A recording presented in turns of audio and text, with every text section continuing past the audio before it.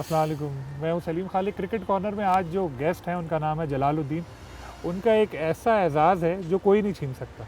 One day cricket में 4000 से ज़ायद one day matches हो चुके हैं अब तक, और उसमें 50 हैट्रिक भी नहीं हुई।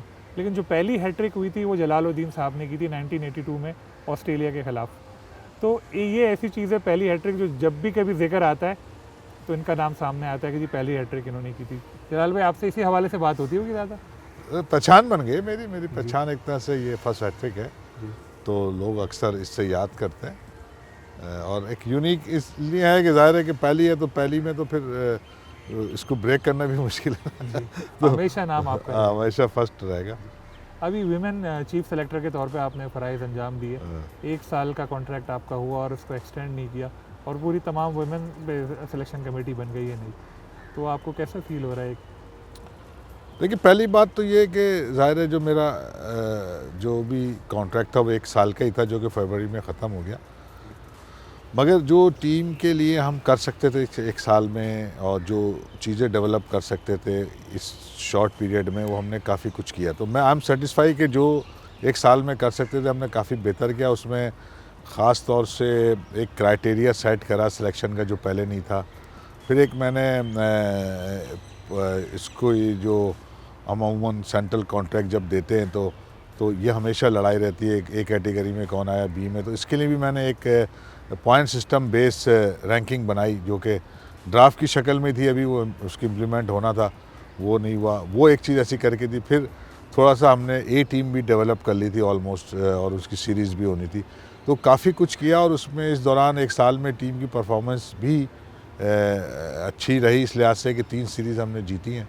और ख़ास तौर से जो last series against West Indies थी, तो वो सीरीज़ बहुत इंपॉर्टेंट थी, और उससे काफ़ी बूस्ट मिला वुमेंस क्रिकेट को।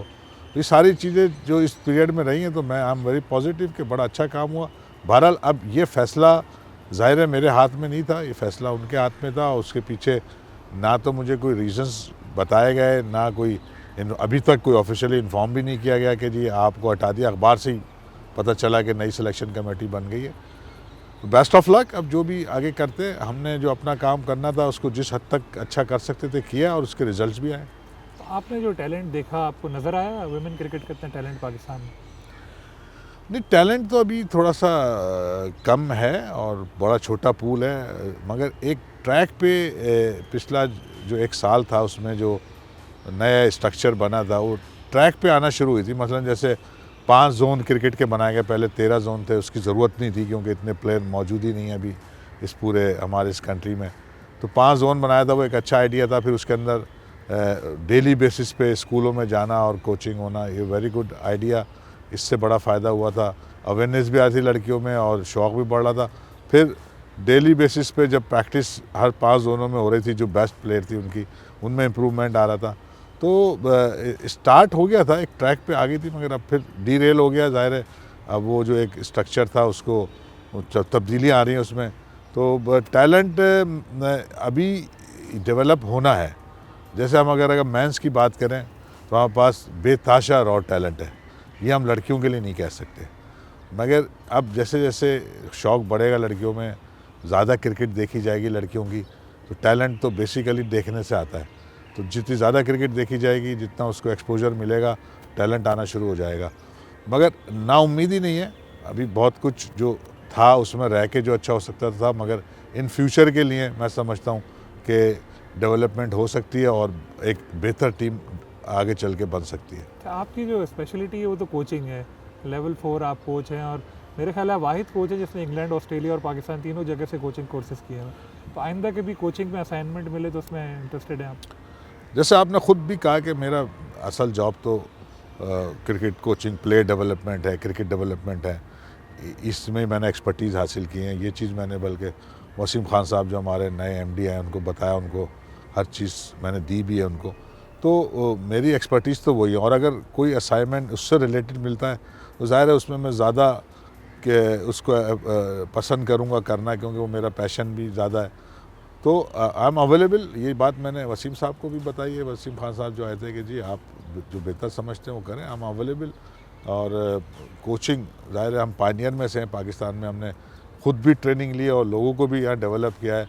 ये बात मैंने उन्हें वसीम खान साहब को बताई कि हम हमने वो काम किया जो क्रिकेट बोर्ड ने करना था। पहली दफ़ा पाकिस्तान में एक्रीडेशन कराई है ऑस्ट्रेलिया से, 28 कोच डेवलप किया और हमारी कस्टम क्रिकेट एकेडमी ने की है। तो ऐसे बहुत से काम किए। तो आई एम वेरी हैप्पी अगर कोई ऐसी चीज़ मिलती है कि जो कोचिंग से रिलेटेड है, तो मुझे तो बहुत खुशी होगी इस बात की। अच्छा, लोग जब आपको ओहदा मिला ये कहते थे कि बड़ी आप टीवी पे तेज़ बातें करते थे, कुछ ही क्रिकेटर्स ऐसे हैं जो बड़े खुल के बात करते हैं, तो इसलिए उनको लेकर आए।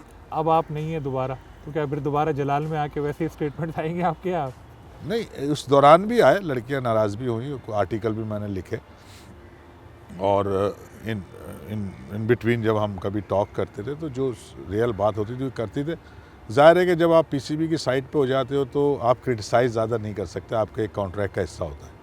मगर विद इन पीसीबी तो हमने हमेशा जो सही बात थी वो की है, और जो लोग हमसे रिलेटेड हैं उनको ये बात पता है। और इवन आर्टिकल में भी मैंने लिखा जिससे कुछ लड़कियां नाराज़ हो गई थी, मगर वो that was the fact, criticise नहीं किया था, वो फैक्ट था। और उस फैक्ट को लेके आज भी आप देखेंगे वही चीज़ उस पर डिपेंड कर रही है, उसी पे सारी चीज़ें चल रही हैं। तो जब आप एक मैनेजमेंट की साइड आ जाते हो, थोड़ा बहुत आप ज़रूर आपको ख्याल करना पड़ता है, क्योंकि कॉन्ट्रैक्ट का भी हिस्सा होता है। दूसरे आप ओपनली क्रिटिसाइज़ नहीं करते। आर्टिकल में क्या आपने ऐसे लिखा था, थोड़ा बताएं? मेरा न्यूज़ में छपा था ड्यूरिंग द मेरे यही जब टेन्योर था उसके अंदर। बेसिकली तो वो था जो विज़न 2022 है हमारा वीमेंस क्रिकेट का, उससे रिलेटेड चीज़ें थी। मगर उसका समझ लें तो स्टार्ट इस तरह से था कि जो पीछे चीज़ें हुई हैं जिसमें लड़कियों का रोल रहा है, कुछ ग्रुपिंग रही है, फिर उसके साथ साथ जो चेंजेस आई हैं वो हमेशा मैनेजमेंट साइड पे ही आई हैं। कुछ किसी वुमेंस प्लेयर पे कभी कोई किसी किस्म का एक्शन नहीं हुआ, हालांकि बहुत बहुत हालात ख़राब भी हुए जो आपको पता है लास्ट वर्ल्ड कप के बाद।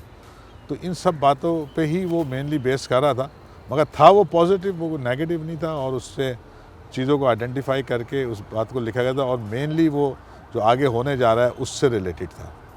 ये बात जो आपने की उससे मैं ये तासर लूँ कि जिस तरह लोग कहते हैं कि सीनियर जो कुछ प्लेयर्स हैं उनका कब्जा है पाकिस्तानी टीम में, तो नई लड़कियों को आने नहीं देती। हाँ, शुरू में मुझे भी यही बताया गया कि इस तरह का है, मगर मैंने किसी चीज़ का बिलीव नहीं किया जब तक कि मैं खुद उस एक्सपीरियंस से नहीं गुजर गया। एक चीज़ जो मैंने फील किया ख़ास तौर से सीनियर्स प्लेयर में, जो काफ़ी हद तक मैंने अब उसको मैं मान भी रहा हूँ कि जो रोल सीनियर प्लेयर का होना चाहिए जूनियर्स प्लेयर के लिए और उनकी डेवलपमेंट के लिए, उनको सपोर्ट में, तो वो मुझे थोड़ा सा नज़र नहीं आया। जैसे मैं ये कह सकता हूँ कि उनमें वो they are not true professional cricketer. हम इमरान खान के साथ क्रिकेट खेलें जिस तरह वो हमें सपोर्ट करते थे, या हमारे सीनियर प्लेयर हमें सपोर्ट करते थे, माजिद खान, ज़हीर अब्बास, वो रोल इनका इसी तरह लड़कियों का है जिसमें 3-4 सना मीर, बिस्मा, जवेरिया, नाइदा, अब निदा डार भी उस कैटेगरी में आ गई हैं। ये वो प्लेयर हैं जो जिन्हें नए प्लेयरों को डेवलप करना है। मगर यहाँ फील ये आया है कि पर्सनल लाइकिंग डिसलाइकिंग की बेस पे पाकिस्तान टीम को नुकसान पहुँचाया गया है, जो कि गलत है। उसको हमने डिस्करेज बहुत किया है और उसको रोकने की भी कोशिश की है।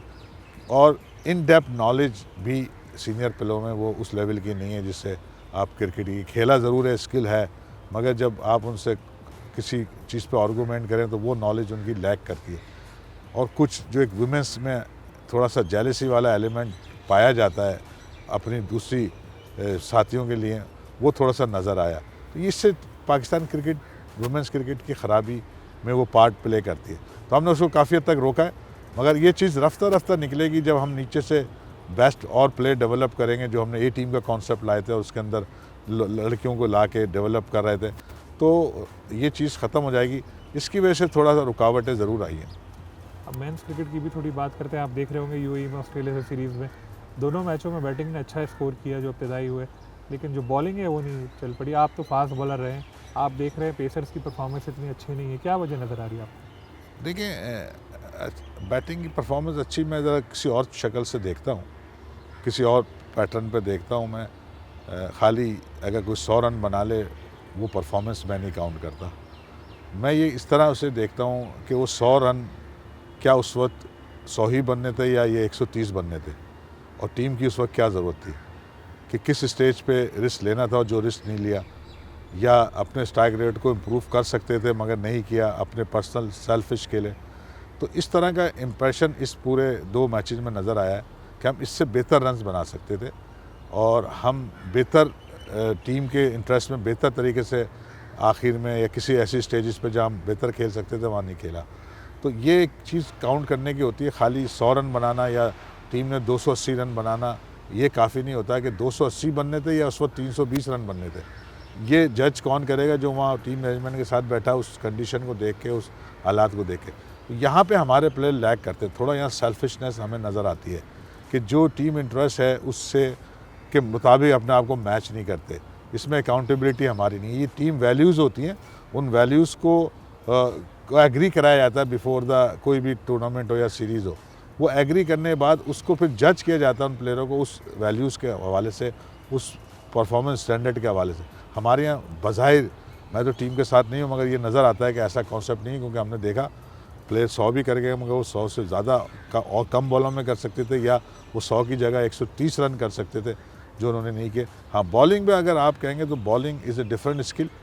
बॉलिंग के लिए इतनी साजगार नहीं है वो जो पिचेज़ हैं जहाँ हम खेल रहे हैं, और ख़ास तौर से पेस बॉलिंग की आपने बात की, तो पेस बॉलिंग के लिए मुश्किल टास्क है। तो उसका दूसरा हल ये होता है कि इतना लेवरेज मिल जाए बॉलर्स को कि वो जब बॉलिंग करने आए तो उनको डर और खौफ कम से कम हो, कि रन्स बहुत सारे होंगे तो उन्हें पता है कि हम फुली अटैक कर सकते हैं, जिसमें हो सकता है हमें कुछ ऐसे रन्स भी हो जाएं जो कि टीम को प्लेयर को आउट करने के लिए करने पड़ते हैं। फॉर एग्जांपल बाउंसर है, यॉर्कर है, ये ऐसी बॉलें हैं जिस पे आप रिस्क लेते हैं और रिस्क लेने में आपको बाज़ दफ़ा रन्स भी हो जाते हैं आपकी इस बॉलिंग पे। तो हमें इन पिचेस पे बैटिंग को सपोर्ट करना है बॉलिंग को, यहाँ पे ये सूरत हाल है। मगर जहाँ पे दूसरी कंडीशन होती है बॉलिंग कंडीशन, तो वहाँ बॉलिंग सपोर्ट करती है बैटिंग को। तो हमारी बैटिंग अगर यहाँ सपोर्ट करे तो 300 प्लस रन करेगी, तो बॉलिंग को सपोर्ट मिलेगी जो यहाँ नहीं मिल रही। तो मैं समझता हूँ बॉलिंग का इतना कसूर नहीं है, बैटिंग का है। वर्ल्ड कप में कहाँ देख रहे हैं इस टीम को आप? अब ज़ाहिर है 6 खिलाड़ियों को रेस्ट कराया, वापस आएंगे, वो टीम चेंज हो जाएगी। जो 6 खिलाड़ियों की रेस्ट की बात है तो वो भी थोड़ा सा एक अनयूजुअल सी चीज़ है। आप हमेशा कप्तान को आप कोई रेस्ट नहीं कराता है, कप्तान को भी रेस्ट करा दिया। और अगर उसने नए लड़के देखने थे तो वो आइडियल सिचुएशन होती है कि उसके साथ खेलते वो, उसमें से वो फिर अपना जो उसने ऑलरेडी एक, क्योंकि वर्ल्ड कप इतना दूर नहीं है, एक फॉर्म तो की हुई है उसने पिक्चर फॉर वर्ल्ड कप, उसमें 1 से 2 चेंजेस हो सकती है मैक्सिमम जो, तो उसके लिए ज़रूरी था कि कप्तान होता, तो यही एक प्लानिंग का फुकदान नज़र आया। दूसरे, अब ये मुश्किल ख़ुद उन्होंने देखा। आपको बीइंग ए एक्सपर्ट एक लाइन खींचनी होती है। अब जैसे वर्ल्ड कप करीब, अब आपने डिसाइड कर लेना है कि ये लड़के इस वक्त इस नेक्स्ट वर्ल्ड कप के लिए हमें चाहिए, और अगर कोई टैलेंटेड हैं वो पीछे हैं तो उनको आप फ़िलहाल इस वर्ल्ड कप से एलिमिनेट कर दें, ताकि आपकी एक पूल बन जाए। अब आप ऐड कर रहे हैं पूल में, अब सपोज यहाँ कुछ लड़कों ने अभी 100 कर दिया, अभी और 3 मैच में आके 100 हो जाएंगे, तो फिर अब आपको क्या आगे आपके लिए परेशानी खुद हो जाएगी, क्योंकि आप कुछ प्लेयर जो इस्टेब्लिश है उनको तो आप चेंज कर ही नहीं सकते। मतलब सरफराज की बात ले लेता हूँ, अब रिजवान 300 भी कर देगा तो इस्टेब्लिश तो सरफराज है, कैप्टन अनाउंस हुआ है। तो अपने लिए अननेसेसरी मुश्किल करना, मैं इसको कहूँगा जो इन्होंने इसमें नए चेंजेस किए, या स्टिक एक लाइन खींच लेनी चाहिए थी, उसमें रह के आप प्लेयरों को ट्राई करते। और अब इस स्टेज पे बहुत ज़्यादा बातें ना सोचें, आप कन्फाइंड हो जाने चाहिए, एक ऐसी अपनी स्ट्रेटजी बना के कि इन चीज़ों पे हम वर्ल्ड कप और उसके मुताबिक फिर तैयारी करें। अभी तक आप डाउट क्रिएट कर रहे हैं कि ये भी हो सकता है, वो भी हो सकता है, वो भी हो सकता है, तो इस means you are not professional. आपको सिलेक्शन का तरीका नहीं आता, या कोच को अभी तक प्लेयरों की जज नहीं कर सका वो कि किस फॉर्मेट में कौन सा प्लेयर अच्छा होगा। तो ये टू लेट नाउ। तो पहले भी हमने देखा वर्ल्ड कप में हमेशा लेट किस्म के डिसीजन आते हैं जो हमेशा टीम को नुकसान पहुंचाते हैं। बहुत शुक्रिया, ये जलाल साहब थे, इनकी बातें आपने सुनी। इन्होंने वुमेन क्रिकेट, पाकिस्तान की मेंस टीम, वर्ल्ड कप, तमाम हवाले से बड़े खुल के गुफ्तगू की। उम्मीद है आपको इनकी बातचीत पसंद आई होगी। बहुत शुक्रिया, अल्लाह हाफ़िज़।